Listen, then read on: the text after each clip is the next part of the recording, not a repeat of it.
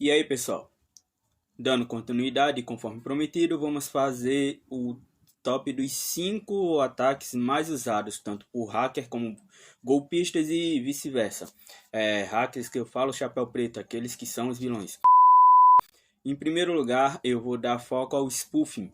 O spoofing quer dizer falsificação, traduzindo de uma forma bem literal. Ou seja, ele vai falsificar alguns tipos de dados para conseguir obter informações de tráfego de rede. Ou seja, vamos supor, ele não precisa estar conectado diretamente ao Wi-Fi, mas esse tipo de ataque ele vai conseguir se conectar ao seu roteador e através disso tudo que é enviado de qualquer dispositivo seu para o roteador, para a internet, ele consegue interceptar e mandar de volta. Ele, por assim dizer, estou falando bem por alto, ele vai conseguir monitorar tudo que você está fazendo.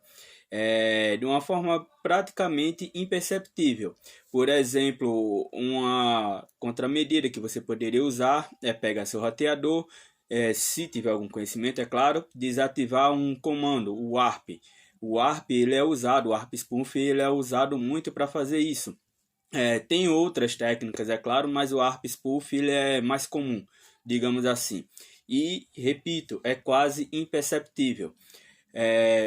Um detalhe, às vezes pode sim, se ele for mal feito ou se ele for de uma distância muito longa, você vai conseguir perceber porque alguns aplicativos seus não vão conseguir se conectar à internet. Seu aparelho vai estar tudo ok, o sinal vai estar excelente, você sabe que sua internet está joinha, mas alguns aplicativos vão parar de funcionar. Por exemplo, quando alguém está tentando fazer um stalk no Insta. Às vezes você consegue, vai e abre lá seu Instagram, mas só que ele não consegue carregar os feeds, você não consegue mandar mensagem, não consegue receber também.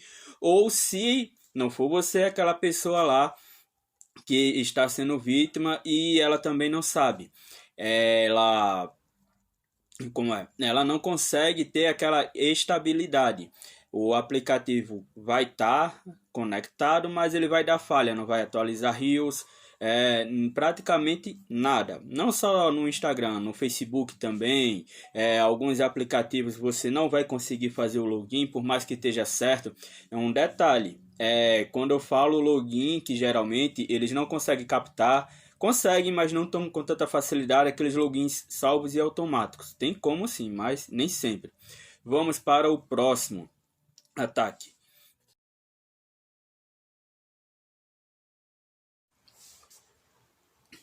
Em segundo lugar, vou dar prioridade ao ataque de sniff.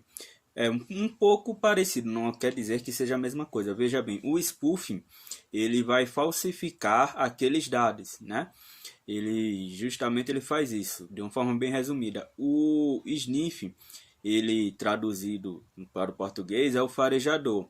Ele tem a habilidade de apenas interceptar, enquanto o spoof ele pode falsificar, que caso eu não tenha deixado claro no outro vídeo, o sniff ele vai fazer a interceptação.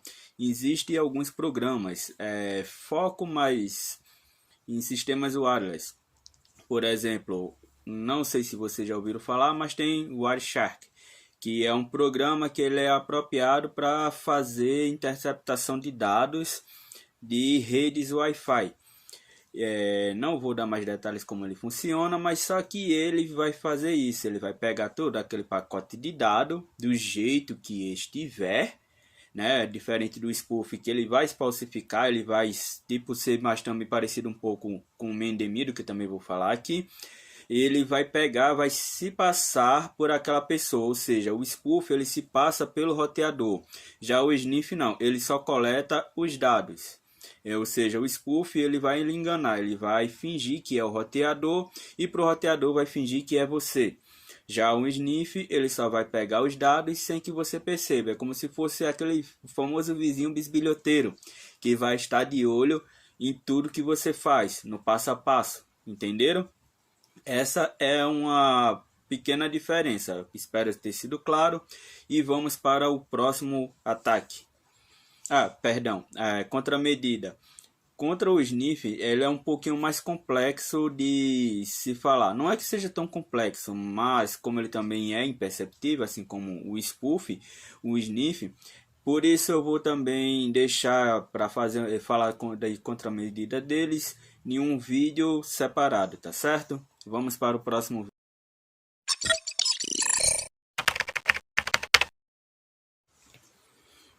Em terceiro lugar, eu vou deixar para o ataque de phishing.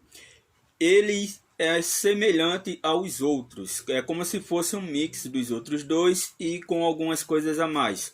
Preste bem atenção. Não quer dizer, não estou traduzindo o significado de phishing, mas é como se fosse uma pescaria. O golpista, ou o chapéu preto, que é o hacker do mal, ele vai pegar, vai jogar a isca esperando que você caia. Às vezes é um link falso que você vai clicar, vai pensar que está entrando realmente no site ou acessando a rede social, justamente para poder roubar informações também. A maior serventia do phishing é justamente isso. Por isso, quando receber um e-mail, cheque sempre quem está lhe enviando. Os provedores, vamos supor Santander, Banco Itaú, por aí, o Itaú ele usa Unibanco no seu provedor, não é itaú.com.br. Santander eu não lembro, o original tem o seu. Se for governo, tanto faz se é justiça, se for polícia, se não for, eles não vão usar Gmail, eles vão sempre ter, depois do arroba, alguma coisa lá, tarará.gov.br. Mercado Pago ou Mercado Livre, não tem .br, só tem .com, que não é nem original daqui do Brasil, ele é da Argentina, se eu não me engano. E por aí vai. Sempre cheque, se for Gmail ou Outlook que mandou para você se passando por uma empresa, desconfie. A oferta muito atrativa, desconfie. Vamos supor, um móvel de R$1.000 está de graça lá no site, vai pedir seus dados, você vai preencher e você só vai pagar o frete e não vai pagar nada, nunca vai chegar. Uma oferta de um produto de R$300 por R$100, por R$50. Cheque sempre o endereço do site, lá onde fica. Não vai ter, hoje em dia não aparece mais o www, mas vamos supor casasbahia.com.br. Não vai ser B Bahia, não vai ser Bahia B ou C Bahia, não vai ser nada disso, não vai ter BB. Bancos usam seus próprios domínios, como eu falei, o Itaú sempre tem unibanco.itaú, se eu não me engano, alguma coisa assim. Depois eu vou fazer um rankzinho, vou deixar na descrição aqui no YouTube. No YouTube eu vou deixar quais são os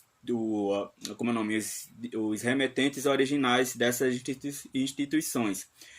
Por isso, sempre tome cuidado. Existem ferramentas que são apropriadas para fazer isso. Vão gerar links falsos de redes sociais, vão mandar para você para poder capturar seu usuário e senha. Isso é um golpe de phishing, tá certo? Por isso, todo cuidado é pouco. Forte abraço e vamos para o próximo ataque. Em quarto lugar, ele não é só um ataque, na verdade ele é um tipo de malware, mas não deixa de ser um ataque também, o ransomware. O ransomware ele é um tipo de sequestro que vão fazer de seu dispositivo, tanto faz se ele é móvel, se é desktop, o que for, da sua empresa, mediante resgate. Você vai pagar o resgate e eles vão lhe dar uma chave que você vai conseguir ter acesso de novo. Geralmente, coisas mais importantes que eles ameaçam deixar bloqueado. Tome até cuidado quando for pedir para alguém tentar quebrar, porque se a pessoa não souber como quebrar o ransomware, vai sim perder informações, como já aconteceu uma vez. Uma pessoa veio me procurar, eu cobrei um valor X, encontrou alguém que cobrou mais barato, foi no mais barato e perdeu todos os dados, né? A pessoa garantiu que não ia perder, mas enfim, não convém ao caso. Uma prevenção contra ransomware, principalmente a Microsoft, eles colocaram, e muita gente acha chato, mas é uma segurança sempre a mais. Ou seja, qualquer programa dentro do Windows 10 para cima que tentar manipular qualquer tipo de pasta, ele vai bloquear e vai avisar vocês. Lá está até escrito proteção contra ransomware. Realmente é uma forma segura, porque como ele vai impedir que o programa, hoje em dia como é chamado de app, de conseguir fazer alterações naquela pasta, o ransomware não tem como ter uma eficácia. Lógico, tem como quebrar? tem, mas não é tão simples e não é qualquer um, principalmente se ele for um iniciante. Ele não vai ter tanta facilidade, por mais que ele tenha construído perfeito, se ele não souber como, ele não consegue. Ele ia precisar, por exemplo, de postes, payloads mais avançado, exploit também, por aí vai. Por isso, é um ponto positivo a Microsoft ter pensado nessa ideia. Não sei se no Mac também tem isso, porque eu tenho pouco manuseio com MacBooks. No Linux tem como se prevenir também. Só que normalmente quem é do mundo Linux desativa aquele SE Linux, que eu sou sincero a dizer, é muito xarope. E para quando você for fazer certas coisas, ele barra muito. É uma segurança. Detalhe. A maioria dos antivírus agora também está vindo com essa proteção de anti-ransomware, tá certo? Principalmente se for Kaspersky, Avira e o ESET, que é o Node 32. Forte abraço e vamos para o quinto e último vídeo.